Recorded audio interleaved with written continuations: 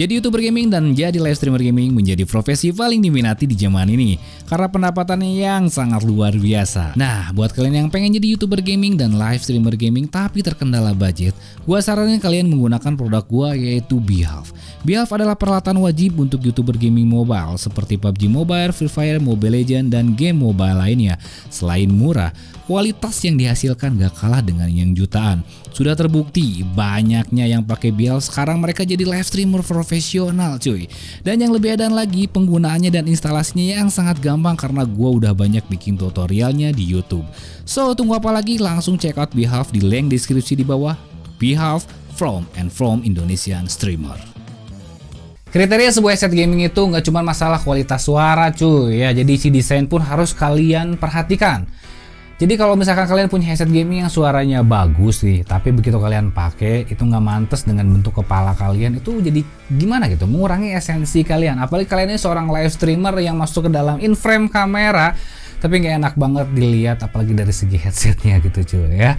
Nah, oke, jadi kali ini gue punya rekomendasi nih ya, si headset yang menurut gue kualitas suaranya jos banget ya. Terus juga masalah desainnya super minimalis ya, dan ini bisa masuk ke segala bentuk kalian. Mau bentuk kalian yang gede kayak gua gitu, ataupun yang lonjong, ataupun kalian seorang cewek gitu yang malas banget pakai headset gaming karena terlalu RGB party gitu, terlalu yang kayak cowok banget. Nah, ini bisa jadi salah satu jawabannya coy. Dan juga dia ini harganya murah banget. Dan yang pasti lagi nih, jadi garis bawah gua itu dia ini sudah wireless. Sekarang ini tahun 2021, jadi nggak perlu lagi yang namanya perkabel-kabelan coy. So oke, ya, di sini gua bakal nge-review salah satu headset paling favorit di Indonesia ini, yaitu adalah Daxa TS1.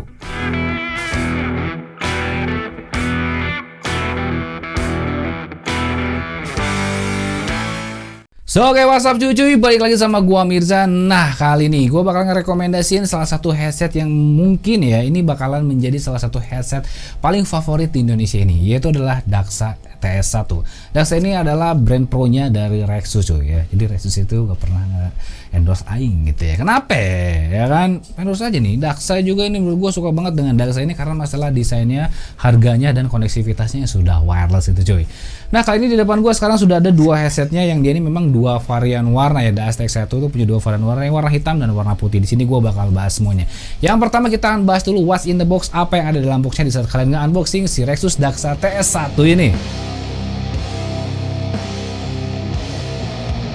Oke, di sini gua akan review sedikit tuh masalah desain kemasannya yang menurut gue ini sangat premium sekali, cocok dengan temanya bahwa si Rexus Daxa TS1 ini adalah varian yang pro-nya.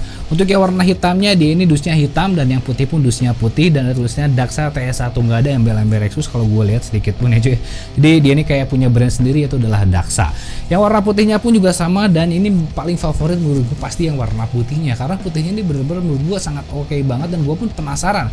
Meskipun gue tuh kurang suka dengan warna putih, tapi ngelihat si headset ini gue pengen banget yang warnanya putih. Nah cuy, begitu kita buka nih, apa aja kelengkapan yang bakal kita dapat. Yang pertama kita akan dapat si unit headsetnya ini. Lalu yang kedua kita akan dapatkan dongle wireless 2,4 GHz karena ini adalah headset Bluetooth pakai dongle cuy. Jadi sudah nggak masalah dengan masalah yang namanya kestabilan. Ini benar-benar nanti akan non delay sama sekali di saat kalian bermain game apapun cuy. Oke, lalu kalian pun mendapatkan mic yang detachable ya. Jadi kalau misalkan kalian malas pakai micnya, kalian tinggal masukin aja nanti si micnya. Kalau misalkan kalian yang sudah punya mic eksternal, kalian tinggal lepas aja, dan menurut gua lebih cocok kalau misalkan ini tanpa dipasang dengan micnya cuy ya.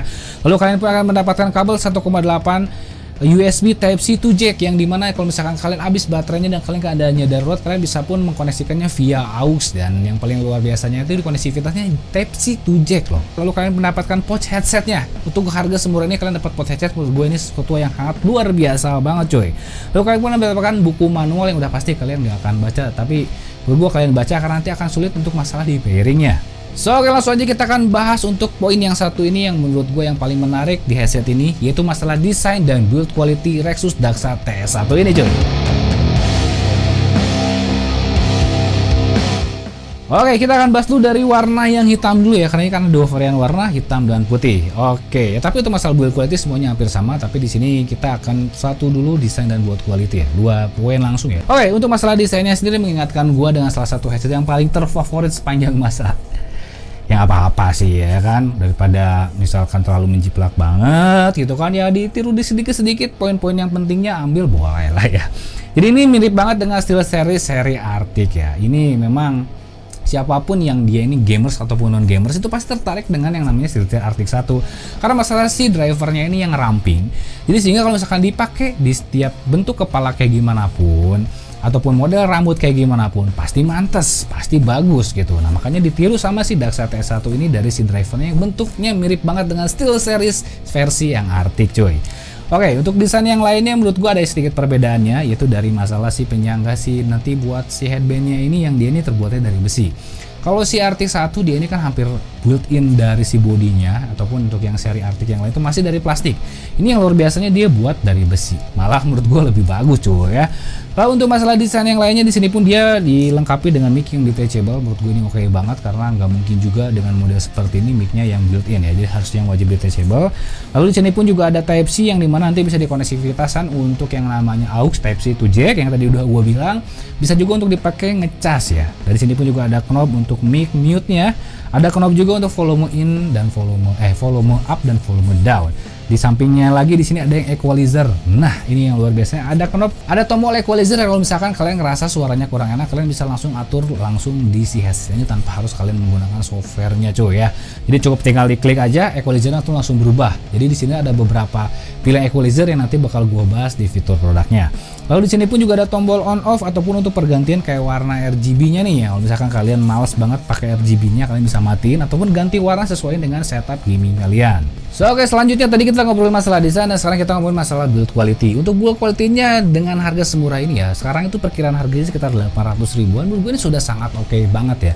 Jadi dia ini ada perpaduan antara plastik, metal ataupun besi yang ngebuat si headset ini tuh kayak kelihatannya kokoh banget cuy. Ya contoh aja misalnya kita yang warnanya putih, rata-rata kalau headset yang warnanya putih tuh kelihatan kayak keropong gitu cuy.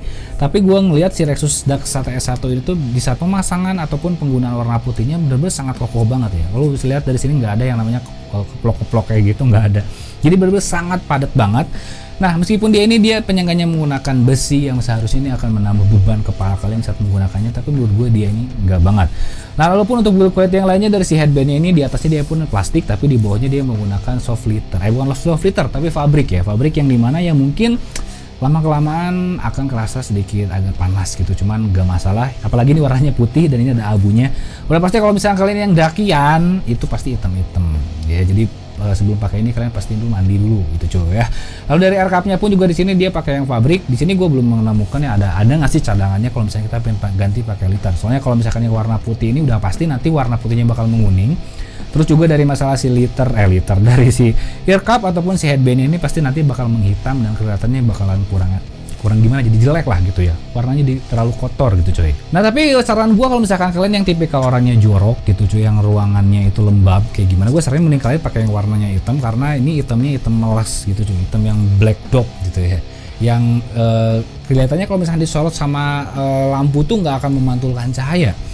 Nah di sini pun juga tuh headbandnya warnanya hitam ya, tapi yang ada yang aneh nih, kalau misalkan yang putihnya tadi si bagian headbandnya itu fabrik, nah tapi kalau misalkan yang hitam dia ini liter, yang ngebuat nanti kepala kalian ini nggak akan panas cuy ya. Nah tapi untuk air cup-nya sama, dia juga terbuatnya juga dari yang fabrik, dan gua pastiin kalau ini akan jauh lebih panas dibanding kalian yang menggunakan yang liter ya. Belum lagi yang resikonya di saat kalian menggunakan air cup yang fabrik gini, noise cancellation-nya itu bakalan sedikit bocor, alias kalian nggak akan terlalu yang ngedap banget gitu sih suaranya cuy. Oke, jadi si Rexus Daxa TS1 ini tuh adalah headset wireless yang sudah dibekali dengan dongle 2,4 GHz. Jadi kalau misalnya ada yang nanya apakah ini bisa dicolok ke dalam si handphone, bisa, asal kalian harus menggunakan dongle Type C atau USB ataupun Lightning to USB cuy ya. Nah, tapi kalau misalkan kalian konektivitasnya menggunakan Bluetooth, di sini belum tersedia. Jadi dia hanya punya dongle konektivitas wired ataupun si dongle 2,4 GHz. Ya nggak masalah sih kalau misalkan kalian seorang gamers PC ataupun kalian live streamer, ini sangat kebantu banget dibanding kalian beli yang versi Bluetooth-nya yang udah pasti tuh ada latensi ataupun delay. Untuk baterainya sendiri menurut gua di sini agak sedikit kecil, yaitu ada sekitar 1100 mAh. Di sini gua udah ngetes selama 3 harian, memang masih awet aja cuy ya. Belum ada kendala kayak gimana, tapi mudah-mudahan buat kedepannya ini nggak ada yang namanya dropping dari masalah si baterainya, meskipun kita penggunaannya ekstrim, sehari bisa sampai 5-10 jam. So guys, selanjutnya di sini gua bakal bahas fitur lengkap untuk masalah si headset Rexus Daxa TS1 ini. Oke, yang pertama gimana penggunaannya di saat kalian pengen menggunakan Rexus DX1 ini ke dalam PC kalian. Yang hal yang paling perhatikan adalah kalian siapkan dulu si dongle dan kalian tinggal colokan aja ke dalam si PC-nya. Nah, di sini ada sedikit kesulitan di saat gue pertama kali pairing. Biasanya untuk headset yang sudah dongle ini otomatis pairing. Nah, tapi di sini kalian harus baca buku petunjuknya cuy, karena untuk masalah pairingnya agak sedikit berbeda. Jadi kalian harus dulu pairing manual dengan memencet si tombol tombol si powernya ini selama beberapa detik, sehingga ada indikator si LED-nya warna hijau kayak gitu, berarti tandanya dia belum connect. Kalau misalkan dia connect, dia akan menandakan si LED-nya ini nanti warnanya berubah, dia tandanya sudah connect. Berbeda banget ya kalau misalkan headset yang brandnya udah tinggi kayak HyperX, kayak Logitech wireless, begitu kita colok dongle ya ke dalam PC itu langsung connect. Tapi ini harus pairing ulang. So jadi kalian jangan hilang itu masalah user manualnya, karena semuanya itu tergantung ke user manualnya. Jadi kalau kalian harus wajib baca dan jangan komplain yang enggak kalau misalkan ada masalah pengkoneksian, karena memang ini agak sedikit berbeda untuk pengkoneksian si wireless 2,4 GHz-nya. Oke, so lalu di sini gue bakal bahas untuk masalah experience saat gue menggunakan headset ini dipakai buat bermain game, dipakai buat editing, multimedia dan hal-hal lain, dan dibawa keluar nih kayak gimana ya cuy ya. Oh, yang pertama di saat gue bermain untuk game Valorant ya, dia kan karena dia ini bermainnya untuk main gaming PC, jadi gue pertama prioritasin untuk gaming PC. Yang pertama gaming PC kompetitif yaitu adalah Valorant. Menurut gue untuk harga headset 800.000 yang sudah wireless ini sudah oke banget, gak ada latensi, gak ada delay sedikit pun. Cuman memang untuk masalah kualitas suara, karena di sini gue sudah kebiasaan menggunakan headset yang harganya 2 jutaan ke atas kayak HyperX, kayak Logitech. Ya memang ada sedikit kurang dari masalah kayak bassnya yang memang agak sedikit keropong, middle-nya pun ada kurang sedikit padat, dan treble-nya yang sedikit kurang nyempreng gitu cuy ya. Jadi karena memang ketiga kesatuan itu untuk headset gaming harus kuat. Bassnya memang nggak harus terlalu tinggi, tapi treble-nya harus kuat banget, dan beat-nya harus agak sedikit ditinggiin biar bisa ngebedain step kiri dan step kanan. Tapi untuk bermain kayak gaming mobile yang gue convertkan lewat live streaming PC, lihat OBS, itu bermain gaming PUBG Mobile ya cuy ya, menurut gue ini sudah sangat oke banget ya. Dynamic range-nya menurut gue sudah sangat oke banget loh. Menimbang dengan harganya yang masih murah banget 800.000, dan pesaingnya menurut gue adalah NEK Beast.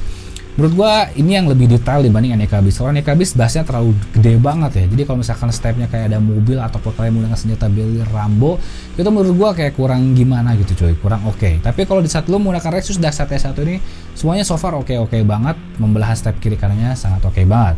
Untuk game lain kayak game story, kayak Tomb Raider, ataupun ya game yang memang ada jalur ceritanya yang membutuhkan special visual effect, audio effect, menurut gua udah sangat oke banget, bisa menyeluruh. Dengan dynamic range yang menurut gue sangat oke. Jadi misalkan gue bermain game Tomb Raider yang memang membutuhkan suara-suara kayak kerincing-kerincing, ada suara burung, itu semuanya terdengar sangat baik banget ya cuy ya. Lalu dipakai untuk multimedia editing kayak gimana, udah nggak ada kendala sih menurut gue, meskipun ini memang belum dilengkapi surround 7.1, cuman gak jadi masalah, tetap masih enak dipakai buat portabilitas. Gue nonton Netflix di iPad ini tinggal colok dongle-nya ke dalam dongle 2,4 GHz ke dalam si Type-C-nya si iPad ini, udah bisa dinikmatin dengan sangat non delay sama sekali. Spartial sound-nya meskipun gak ada, tapi memang udah enak banget. Dipakai editing juga gak ada delay sama sekali. Suaranya bisa kehitung dengan suara flat audio, yang dimana kalau misalkan gue pengen editing suara gue sendiri ini gak terlalu kayak ngebass, gak terlalu kayak nge-treble cuy. So oke, lalu kira-kira ada kelemahan gak sih dari si produk ini ya? Untuk menimbang harga yang harganya 800.000, gue bisa bilang ini gak ada kelemahan ya cuy ya. Ini bisa dibilang adalah the perfect headset yang harganya 800.000. Karena kalau bisa kita bandingin harga 800.000 yang sudah wireless, itu ada versi yang Dario, terus juga ada versi yang NEK Beast, semuanya bisa dilibas kalah. Misalkan contohnya gue pakai NEK Beast, di sana ada beberapa kelemahan kayak LED-nya gitu kan. Kalau terus juga ada masalah dari bobot beratnya yang terlalu tinggi, desainnya yang kurang dengan harga 800 ribuan. Nah tapi kalau misalkan Rexus DX1 ini harga 800 ribu, gue nggak bisa komplain apa-apa, bisa dibilang ini nggak ada kelemahan, malah ini terlalu murah menurut gue. Seharusnya harga ini bisa dipatok dengan harga di 1 jutaan ke atas seharusnya ya, karena pesaingnya itu yang paling mendekati harganya ada itu SteelSeries sendiri, Arctic 1 wireless yang harganya sekarang 1,5, dan itu pun udah jarang banget, yang udah limited banget cuy. So jadi nggak ada komplain menurut gue untuk masalah headset ini, semuanya bagus dari masalah desain, build quality, suara yang dihasilkan, koneksivitas, semuanya sudah sangat oke banget. So jadi kalau misalkan kalian langsung pengen ngebeli headset ini, langsung cek link deskripsi yang ada di bawah. Dan jangan lupa, dan kesempatan pada waktunya, hormati gurumu, saya temanmu, itulah tanya komen budiman, see you next video, bye bye.